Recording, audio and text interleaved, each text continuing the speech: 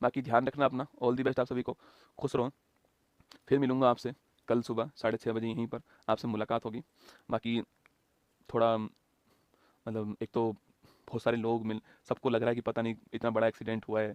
एक तो क्या लोगों को विश्वास नहीं हो रहा है मेरी बात पे। मैं उनसे कह रहा हूँ कि मैं एकदम सही हूँ, मस्त हूँ। उनको विश्वास नहीं हो रहा है। उन्हें लग रहा है कि यार गाड़ी में कुछ बचा नहीं, तो ऐसा हो ही नहीं सकता कि इसको कुछ नहीं हुआ हो, एक बार देख के आते हैं।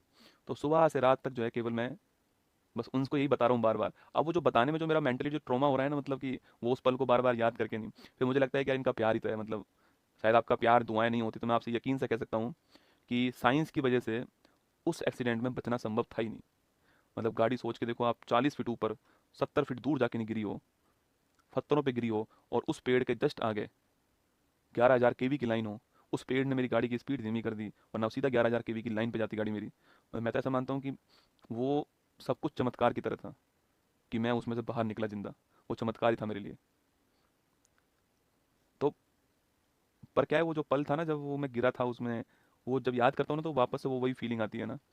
ठीक है, तो इसलिए अभी थोड़ा सा, और क्या है, सब जगह दर्द हो रहा है बॉडी के अंदर, इतना दर्द हो रहा है ना। बस एक हाथ प्रॉपर चल रहा है ये वाला, क्योंकि मेरी सीट बेल्ट ऐसे बंधी हुई थी, तो ये पूरा हिस्सा जो है आपकी इतना तेज हिला है, इतना हलचल इसमें हुई होगी कि ये वाला पूरा जो हिस्सा है आपको पूरा डैमेज है मतलब से।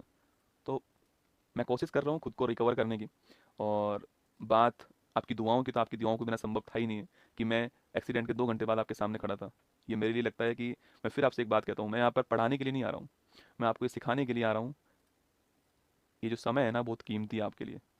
अगर मैं 5 दिन छुट्टी भी कर लूँगा तो भी कुछ नहीं जाएगा मेरे ऊपर। पर मैं यहाँ पर आपके लिए खड़ा हूँ ये सिखाने के लिए कि समस्याएं जीवन में आएंगी। समस्याओं का आना केवल पार्ट ऑफ लाइफ है, और समस्याओं से लड़कर उनकी खोपड़ी में छेद करना ये आर्ट ऑफ लाइफ है। जीवन जीने की एक कला है। मैं ही गाड़ी चला रहा था मेरा दोस्त बगल में बैठा हुआ था, हम दोनों मस्त है, दोनों स्वस्थ हैं, पर गाड़ी मैं चला रहा था।